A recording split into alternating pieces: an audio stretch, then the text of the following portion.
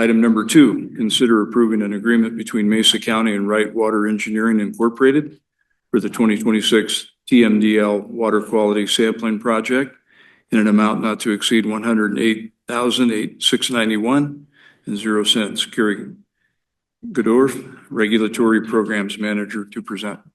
Good morning, Commissioners. Carrie Goodorf, Regulatory Programs Manager in the Engineering Department.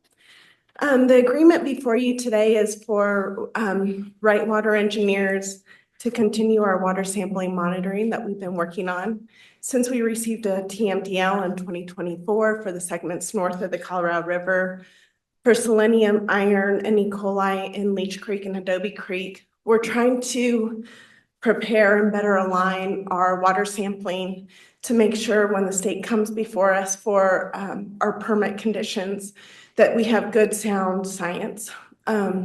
So with this background information, we're going to be able to come back to the state when they come with our permit conditions in 2026 to better align, to make sure that they know the work that we've been doing and that we're working and that what they're trying to put on the community is not going to work. So this is to continue monitoring, and the TMDL and the shared cost for the MS4 is between Mesa County, City of Grand Junction, Fruita, School District 51, and Grand Valley Water Users is also participating. So this is a cost share between all of our partners.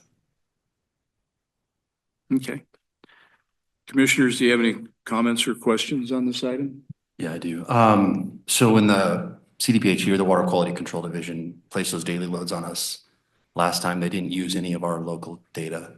No, they stopped collecting data in 2018. And since then, we've been working really hard on collecting data so that we have evidence when we go to them, and it's sound scientific data that is usable. And we have several reports that we've been working on. Is there any guarantee that when they come and put these conditions on us that they will use our local data that we've collected? They've asked for it. Okay. So far, what I've been seeing is they've been asking for it, and we plan on providing it to them to show them what we've been working on and what we've done so far. Thank you, Carrie.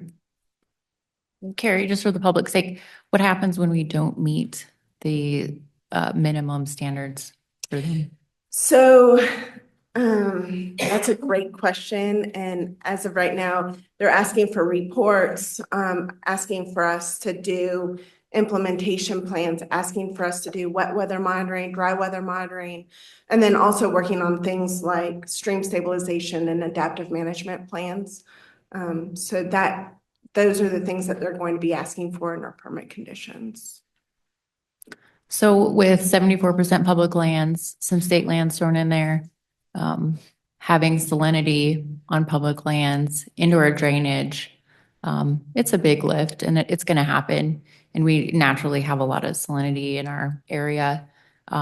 We just want to make sure that we're working off of our data and not just the state's data, where it's maybe an arbitrary number that we're trying to hit, and then we're getting fined for numbers that we often can't even we don't even control necessarily the public lands and the resources that are already naturally there. So we want to make sure we're working off sound science. I know Commissioner Davis has put a lot of work into this with our team, and I'm grateful for you, Carrie, and the team to make sure that we are doing the best that we can with what we're dealt with.